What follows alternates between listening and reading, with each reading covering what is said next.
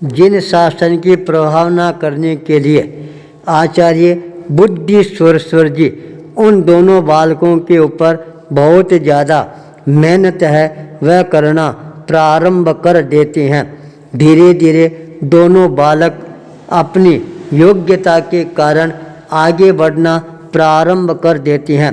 दोनों ही बालक चंद्रमा की और सूर्य की भांति आगे से आगे कलाओं के साथ अपने आप को विकसित करना प्रारंभ कर देते हैं।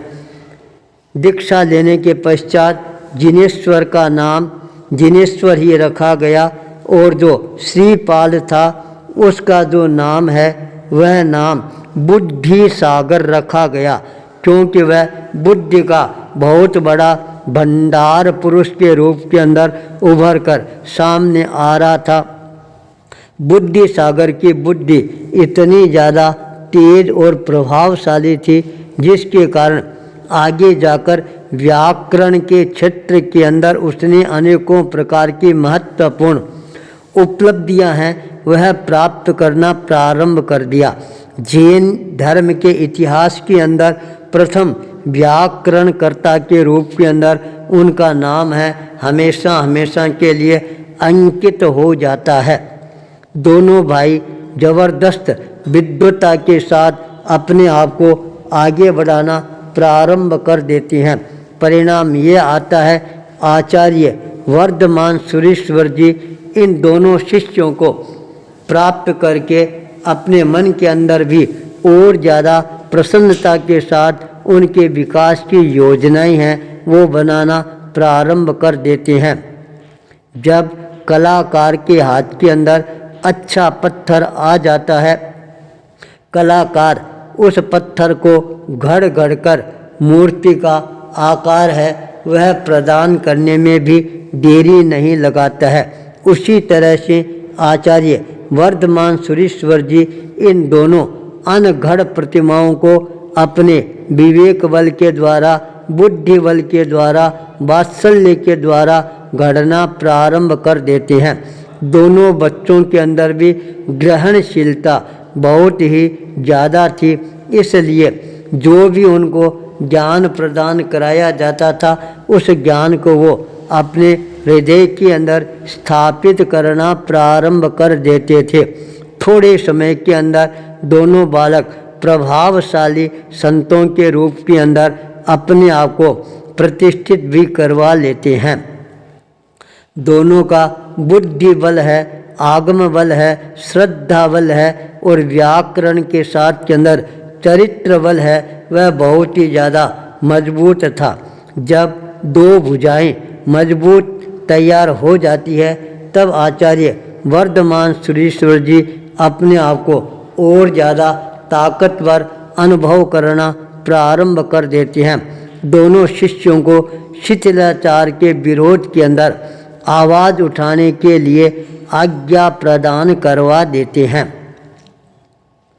जब गुरु का आदेश प्राप्त हो जाता है फिर ये और ज़्यादा तेजी के साथ के अंदर अध्ययनशीलता के साथ के अंदर क्रांतिकारी विचारों के साथ क्रांतिकारी कदम है ये उठाने में भी अपनी तरफ से कोई प्रकार की कमी नहीं रखते हैं। गांव गांव, नगर नगर, डगर डगर परिभ्रमण करके शिथिलाचार के विरोध के अंदर भयंकरतम आवाज़ उठाना प्रारंभ कर देती हैं। उनका सिंहनाद सुनकर चैत्यवासी आचार्य, संत, श्रावक और श्राविकाएं हैं उनका कलेजा भी कंपायमान होना प्रारंभ हो जाता था। पर उनकी जड़ों को उखाड़ कर फेंकना यह और भी ज़्यादा कठिन काम बनता जा रहा था। राज्याश्रय प्राप्त होने के कारण अनेकों जगह पर उनको राजा लोग नगर में प्रवेश करने के लिए भी मनाही कर देते थे, रहने के लिए स्थान नहीं प्रदान करवाते थे। फिर भी दोनों का संकल्प बल है, आत्मबल है, यह बहुत ही ज़्यादा मजबूत था। वर्धमान सुरेश्वर जी जब अपने दोनों शिष्यों का यह उपक्रम देखते तब उनके मन के अंदर और ज़्यादा प्रसन्नता की अनुभूति है यह भी होनी प्रारंभ हो जाती है। एक समय वह भी आता है जब इन दोनों बालकों की प्रतिभा को देखकर आचार्य वर्धमान सुरीश्वर जी विचार करना प्रारंभ कर देती हैं, क्या इन दोनों को ही मैं योग्य पद पर प्रतिष्ठित करके अपने आप को निश्चिंतता का अनुभव कर सकता हूँ क्या? जब मन के अंदर यह भावना जागृत होनी प्रारंभ हो जाती है तब उन्होंने भविष्य की परिकल्पना करने के साथ के अंदर उन दोनों के विकास के लिए और ज़्यादा महत्वपूर्ण प्रयास करना प्रारंभ कर देती हैं। धीरे धीरे पूरे धर्म संघ के अंदर यह एक चर्चा का वातावरण बनना प्रारंभ हो जाता है। लगता है अब आचार्य वर्धमान सुरीश्वर जी है अपने आप को निश्चिंतता के साथ संयम साधना के लिए गतिशील बना चुके हैं, क्योंकि उनको ये दोनों योग्य शिष्य है ये प्राप्त हो गई हैं। अब सारा संघ का संचालन है ये दोनों शिष्य आराम से करने में सक्षम भी बनती जा रही हैं। जन भावनाओं के अंदर ये भावना भी अपने आप ही संक्रमित होनी प्रारंभ हो जाती है। इनमें से आचार्य पद है, सूर्य पद है, वो कोई न कोई अवश्य ही ग्रहण करेगा।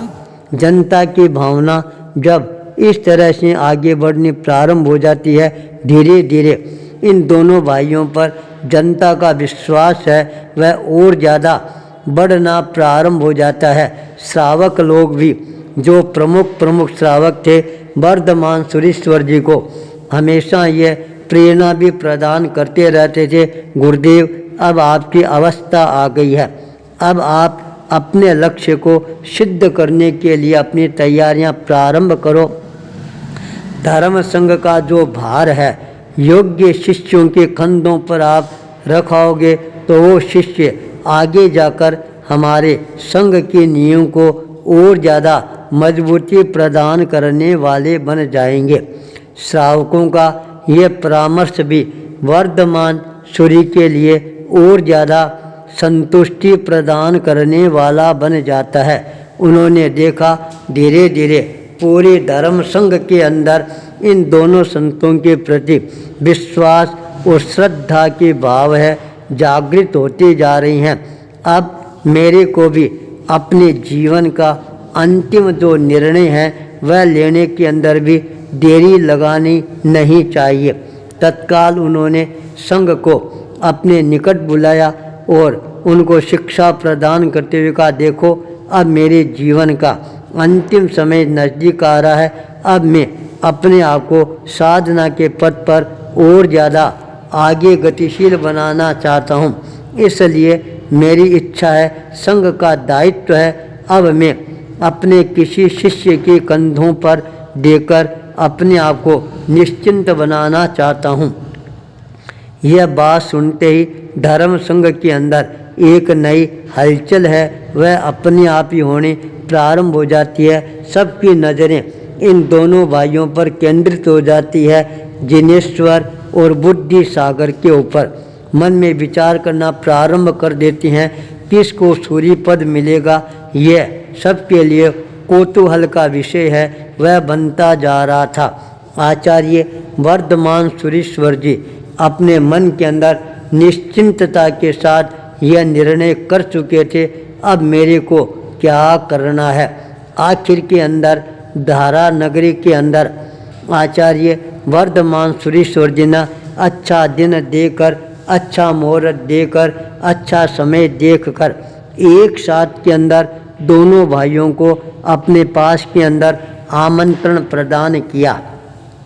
जब दोनों भाई पास में आकर विनम्रता के साथ गुरु के चरणों में अपना शीर्ष नतमस्तक करते हैं, गुरु का दोनों हाथों से दोनों के मस्तक पर वरद हस्त आ जाता है और उसी समय आचार्य वर्धमान सूर्य जी एक साथ के अंदर दोनों भाइयों को आचार्य पद है वह प्रदान करके अपने आप को निश्चिंतता का अनुभव करना प्रारंभ कर देती हैं। जिनेश्वर सूर्य और बुद्धि सागर जी दो आचार्य बन जाती हैं। धर्म संघ है पूर्णतया निश्चिंतता का अनुभव करना प्रारंभ कर देता है। शिथिलाचार के विरोध के अंदर आवाज़ है वह और ज़्यादा तेजी के साथ के अंदर गुंजायमान होनी प्रारंभ हो जाती है। आचार्य भूपेंद्र।